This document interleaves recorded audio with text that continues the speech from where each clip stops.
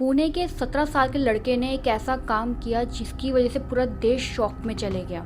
Shock में सिर्फ इसलिए नहीं कि उसने कुछ गलत काम किया, बट इसलिए कि जुडिशरी हमारी किस तरह से वर्क कर रही है, कितनी खोखली है। देखो, कई बातें ना मीडिया में आ जाती है, सोशल मीडिया में हाईलाइट हो जाती है, तो उसके ऊपर सॉल्यूशन भी बहुत जल्दी आता है। बट कई ऐसी बातें होती हैं, कई ऐसे केसेस होते हैं जिनका कोई सॉल्यूशन नहीं आता है, कोई जस्टिस नहीं मिलता है, कोई बात नहीं कर पाता है, क्योंकि वो उतना हाईलाइट ही नहीं होती है। 19 मई की ये घटना थी जहाँ पर वेदांत अग्रवाल नाम का एक लड़का, 17 साल का लड़का, जो कि अपने 12th के रिजल्ट आने की खुशी में पार्टी कर रहा होता है और वहाँ से लग्जरियस गाड़ी लेके निकलता है और 200 की स्पीड में जा रहा होता है, जहाँ पर दो टेकीज, जैसे अभी इंजीनियरिंग पास आउट ही किए थे, उनकी अच्छी टेक कंपनी में, IT कंपनी में जॉब लगी थी, तो वो बाइक से जा रहे होते हैं और उनको वो अपनी गाड़ी से उड़ा देता है। जिसके बाद वो अपनी गाड़ी से बाहर निकल के भागने की कोशिश करता है, बट आगे पीछे के लोगों ने उसको पकड़ लिया होता है। जब लोग उसको दबोच लेते हैं, पकड़ लेते हैं, पीटने शुरू हो जाते हैं कि उसने जो काम किया है उसके ऊपर,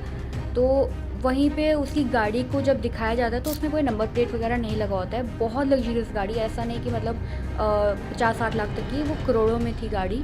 एंड वेदांत अग्रवाल जो एक्यूज है इसमें, वो भी कोई छोटे मोटे घर का नहीं था, बहुत बड़े बिल्डर विशाल अग्रवाल का बेटा था और उन लोगों के काफी अच्छे पॉलिटिकल कॉन्टैक्ट्स भी हैं, जितने रिपोर्ट्स अभी तक आई हैं। और जो इस समय विक्टिम थे वो जबलपुर मध्य प्रदेश के रहने वाले थे, दोनों लड़का लड़की। 17 साल का था वो, 18 साल से कम था, तो एज एक्सपेक्टेड जुवेनाइल में आता है वो। और हमारा क्या एक्सपेक्ट किया था हम लोगों ने कि उसको रिमांड होम में रखा जाएगा, कुछ 5-6 साल की पनिशमेंट होगी, क्योंकि उसने इतना बड़ा काम किया है। जैसे ही उस लड़के को अरेस्ट किया गया, उसके 15 घंटे के बाद उसको बेल मिल गई, जो कि बहुत ही शॉकिंग था कि मतलब इतनी क्विक कैसे हो गई हमारी जुडिशरी। 15 घंटे के अंदर बेल तो मिली, बट उसके साथ कुछ ऐसी कठिन कंडीशन थी जो कि काफी यूनिक भी थी। कंडीशन में कहा गया था कि आपको 15 दिन तक ट्रैफिक पुलिस के साथ काम करना पड़ेगा, एक ऐसे लिखना पड़ेगा, साइकाइट्रिस्ट को मिलना पड़ेगा, काउंसलिंग करनी पड़ेगी और ट्रैफिक नॉर्म्स को स्टडी करना पड़ेगा।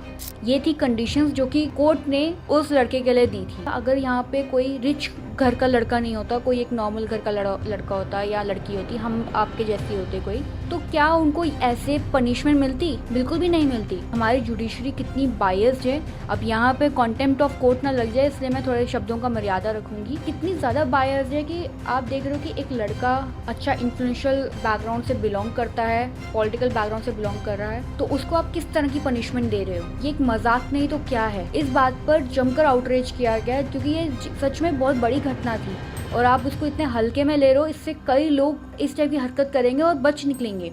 और फिर कुछ दिनों बाद उसकी बेल डिनाई हो गई, बट मुश्किलें यहाँ पे भी थमी नहीं थी, क्योंकि पुलिस जो थी वो अपना काम बहुत बेवकूफ़ों की तरह कर रही थी। अगर पुलिस चाहे ना तो आपको बड़े से बड़े इल्ज़ाम में छोटी सज़ा दिलवा सकती है, और अगर पुलिस चाहे तो छोटी छोटी गुनाह पे आपको बड़ी सज़ा दिलवा सकती है। ये हम सब जानते हैं। वही चीज़ हुई कोर्ट में। पुलिस ने बहुत वीक एक डॉक्यूमेंट सबमिट किया था, जिसकी वजह से उसको बेल भी बहुत जल्दी मिल गई, उसके खिलाफ कोई ऐसा एक्शन भी नहीं लिया गया। But then social media outreach के बाद काफ़ी लोगों ने आवाज़ उठाई और उन दो विक्टिम्स के लिए इंसाफ की मांग करी। और फिर एंट्री होती है विशाल अग्रवाल यानी कि एक्यूज के फादर की। देखो, जो गलती करता है वो ही भागता है, और इस केस में भी वैसा ही हुआ। जो विशाल अग्रवाल थे वो 2-3 दिनों से एब्सकॉन्डिंग कर रहे थे, भाग रहे थे पुलिस से। और उन्होंने क्या किया था, उन्होंने सिम बदल रहे थे, बार बार अपनी लोकेशंस बदल रहे थे, सो दैट वो पुलिस के पकड़ में ना आए। और उसके बाद उनको औरंगाबाद से अरेस्ट किया गया। देखो, सबसे बड़ा सवाल ये उठता है कि उसके फादर को क्यों अरेस्ट किया गया? अगर करना भी था तो दोनों पेरेंट्स को अरेस्ट करो, जो कि जायज़ भी है। बट देखो, यहाँ पे ना बात ये थी कि किसके नाम पे गाड़ी थी। गाड़ी जो थी फादर के नाम पे थी, बट वो पूरी तरह से रजिस्टर्ड नहीं थी। ऐसा कहा जा रहा है कि 1700 रुपये का जो एक अमाउंट था वो उन्होंने पे नहीं किया था, RTO से वो नंबर प्लेट नहीं मिला था। कई ऐसे प्लानिंग एंड प्लॉटिंग थी जो कि उसकी पूरी फैमिली कर रही थी अपने बेटे को बचाने के लिए। 21 मई को विशाल अग्रवाल के अरेस्ट के बाद 24 मई को उनकी जुडिशियल कस्टडी 7 जून तक की कर दी गई। बट यहाँ पे मामला सिर्फ अग्रवाल फैमिली तक सीमित नहीं था। उस 17 साल के लड़के को किसने शराब दी, कौन से वो बार में या पब में बैठा हुआ था, उस सबकी जब फुटेज वगैरह निकाली तो उस पब को भी सील कर दिया गया और उसके मैनेजर और ओनर के अगेंस्ट भी केस रजिस्टर हुआ। इस केस में एक और चीज आई, ड्राइवर का होना। मैंने अपने एक शॉर्ट में कहा था कि अच्छा हुआ कि उस 17 साल के लड़के को पब्लिक ने पहले ही दबोच लिया, नहीं तो वो बाद में ये क्लेम करते कि ड्राइवर गाड़ी चला रहा था। क्योंकि हर मूवी में, हर एक सीक्वल में और हर पुराने केसेस में ऐसे ही तो होता था ड्राइवर के ऊपर इल्ज़ाम लगा देते क्योंकि वो तो गरीब है, या तो उसको प्रेशराइज़ करो या तो उसको पैसे का लालच दो, यही 2 ऑप्शन रहते थे। और इस केस में भी यही ट्विस्ट हुआ, ड्राइवर को बीच में लाया गया और स्टार्टिंग में तो पहले बोल रहे थे कि ड्राइवर जो था वो साथ की सीट में बैठा हुआ था, क्योंकि उसमें क्या हो जाता है ना, अगर साथ की सीट में बोल दो तो एक लर्निंग लाइसेंस होता है, उसमें ये बोला जाता है कि आपका एक एडल्ट के साथ होना ज़रूरी है, तो वहाँ पे वो ये चीज़ बोल सकते हैं कि हम इनके सर्वेलेंस में थी। बट यहाँ पर नेग्लिजेंस का केस बना है, नेग्लिजेंस जिसने 2 डेथ कॉज करी, तो उसमें उनको लगा कि यार यहाँ पर ड्राइवर इसी को बना देते हैं कि यही ड्राइविंग सीट पे बैठा था और बाद में वो भाग गया था, ऐसा एक स्टोरी बनाते हैं। वही चीज़ हुई, ड्राइवर को बीच में लाया गया। जब ड्राइवर को बीच में लगाया तो सोशल मीडिया में जितनी भी जनता थी वो जागरूक हो गई कि यार यहाँ पे तो ड्राइवर को फंसाया जा रहा है, और फिर से हमने आउटरीच शुरू कर दिया और वहाँ पर भी हमने कहना शुरू कर दिया कि ड्राइवर को फॉल्सली फंसाया जा रहा है, आप इसकी तह तक जाइए। पब के बाहर की सीसीटीवी फुटेज, जहाँ पे गाड़ी लेके रैश ड्राइविंग हो रही है वहाँ की सीसीटीवी फुटेज, जब वहाँ पे एक्सीडेंट हुआ तो जो लोग आए थे उनका स्टेटमेंट लीजिए। अब देखो इतने बड़े केस में ना स्टेटमेंट कोई भी देने नहीं आता है क्योंकि जान का रिस्क रहता है। फिर एज एक्सपेक्टेड उन्होंने पूरा का पूरा इल्ज़ाम जो था वो ड्राइवर पे डाल दिया, जो उनके फैमिली ड्राइवर थे उस पर डाल दिया कि जो गंगा राम थे वो गाड़ी चला रहे थे और उसमें जो उन्होंने विटनेस था वो उस लड़के के दोस्तों को बना दिया। बट जैसा कि मैंने कहा कि पब्लिक आउटरीच बहुत ज़्यादा हो गया था और मेरे जैसे कई सारे ट्विटर यूज़र्स ने काफ़ी ज़्यादा ट्वीट किए थे कि यहाँ पे फॉल्सली फंसाया जा रहा है। तो उसके बाद कमिश्नर ऑफ पुलिस पुणे ने इसके ऊपर संज्ञान लिया और इन्वेस्टिगेट किया। अब देखो इसमें जो सीपी था ना उसका भी मुझे बहुत बड़ा रोल लगता है कि उन्होंने अपने जो बयान थे जो मीडिया में आके दिए थे वो बदले थे। Commissioner has in 36 hours changed his version on something as basic as when they collected the blood report. Speaking to Arnab day before, he said the sample was collected 3 to 4 hours after the killing, which means it was collected latest by 6:30 a.m. Today he changes that to 9.5 hours by 11 a.m. Enough time for the alcohol to substantially leave the bloodstream and change the test results. इसी के दौरान 2 police officers को भी suspend किया गया था क्योंकि उन्होंने अपनी ड्यूटी ठीक से नहीं करी थी। अब ये तो होते हैं प्यादे, जो मेन जो होता है इसमें जो सिर्फ टॉप की पोस्ट में होता है उसको कभी कुछ नहीं होता है। फिर अचानक से ये खुलासा होता है कि जो ड्राइवर था उसको फंसाया गया होता है और उसको फोर्स किया जाता है कि वो अपने ऊपर इल्ज़ाम ले ले, जो कि बहुत ऑब्वियस था, बहुत एक्सपेक्टेड था कि ऐसा होना ही है। This incident provides a valuable reminder of that timeless lesson in crisis management. When faced with a problem, don't just react. Pivot. Find a convenient scapegoat, preferably one like Gangaram who cannot afford a good lawyer, and ensure the narrative aligns with your interests. It's a strategy that has served corporations and politicians well for centuries. Why should the average wealthy family be any different?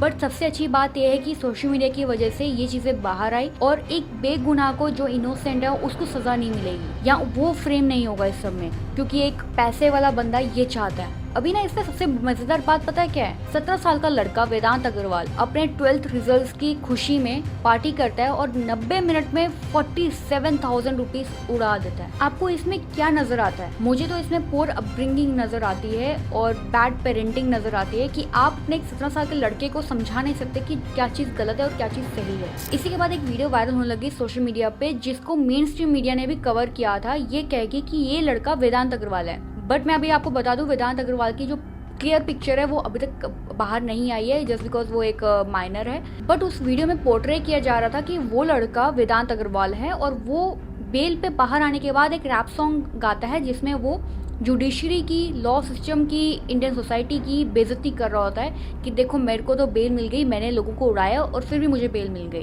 But वो किसी और लड़के का account था, लोग उसको गलत समझ रहे थे कि वो शायद वेदांत अग्रवाल, उसका नाम आर्यन था। बट उसको भी रीच अच्छी खासी मिल रही थी तो वो भी और भी ज़्यादा ऐसी वीडियोस बना रहा था जो कि काफ़ी अब्यूसिव, काफ़ी ऑफेंसिव थी। उस वीडियो के वायरल होने के बाद फाइनली वेदांत अग्रवाल की मदर सामने आती हैं, उनकी माता श्री सामने आकर रोने लग जाते हैं कि मेरे बेटे को प्रोटेक्ट करो, ये मेरा बेटा नहीं है जिसकी वीडियो बार बार वायरल हो रही है, वो कोई और लड़का है, ऐसे करके वो बोलने लग गए।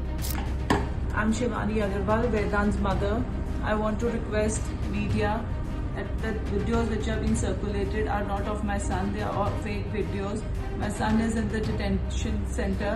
Please, I request Police Commissioner to please protect him. Please protect him. Please.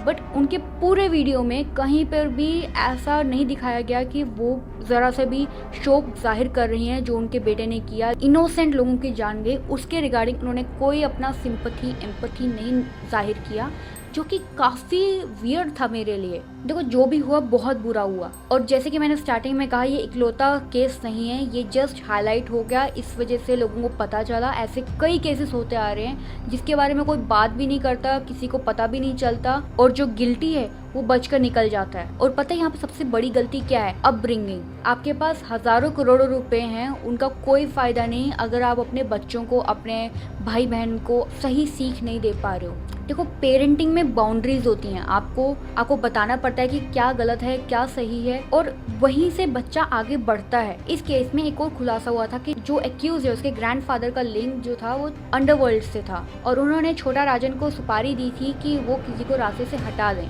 इससे ये बात तो साफ होती है कि कर्मा ना लौट के जरूर आता है। आपके आज किए हुए कर्म आपको कल जरूर मिलते हैं। कितना भी पैसा हो, डिसिप्लिन नहीं है, मॉरल वैल्यूज नहीं है, फैमिली में बच्चों को नहीं दी गई हैं, तो उसका कोई फायदा नहीं है, क्योंकि at the end of the day आपका ही बच्चा आपकी पूरी नस्ल को डिस्ट्रॉय कर देगा, इसी तरह से जैसे अभी हो रहा है। मे बी ये अभी 1-2 महीने के बाद बाहर निकल आए, सब लोग नॉर्मल लाइफ जीने लग जाए, लोग भी, पब्लिक भी भूल जाएगी, बट एक दाग हमेशा चेहरे पे रहता ही है। देखो नो डाउट सिस्टम में बहुत ज़्यादा प्रॉब्लम्स हैं, और ये आज की नहीं है, सालों से चलती आ रही हैं, और इसका कोई सॉल्यूशन भी नहीं कोई निकालता, कोई निकालना चाहता है, क्योंकि सबको पता है इंडियन जुडिशरी एक दलदल है। अगर आप गलती से इसमें फंस गए तो आपकी पूरी जिंदगी की वाट लग जाएगी। जब ये केस शुरुआती दौर पे था ना, तो हम सबको लग रहा था कि यार ये 1-2 दिन की बात है, खत्म हो जाएगा, कोई याद भी नहीं रखेगा। बट कई सारे ऐसे मीडिया इन्फ्लुएंसर्स थे जिन्होंने बाहर आकर इसके बारे में बात करी, इस चीज़ को इतना ज़्यादा हाईलाइट कर दिया कि खुद डेप्यूटी चीफ मिनिस्टर को सामने आना पड़ा और इसके ऊपर बात करनी पड़ी। जो कनेक्शन हो अभी पूरी तफ्तीश होगी, और सब तरीके से जो भी उनके काम होंगे, कार्रवाइयाँ होगी, हर चीज़ के ऊपर पुलिस कार्रवाई करेगी। मैं बस यही कहूंगी कि भगवान उनकी आत्मा को शांति दे और उनको इंसाफ जल्द से जल्द मिले। आपका इस केस के ऊपर क्या ओपिनियन है आप कमेंट सेक्शन में जरूर बताइएगा। मेरा नाम है दिव्या गनोत्रा टंडन, मिलते हैं अगली वीडियो में, बाय बाय।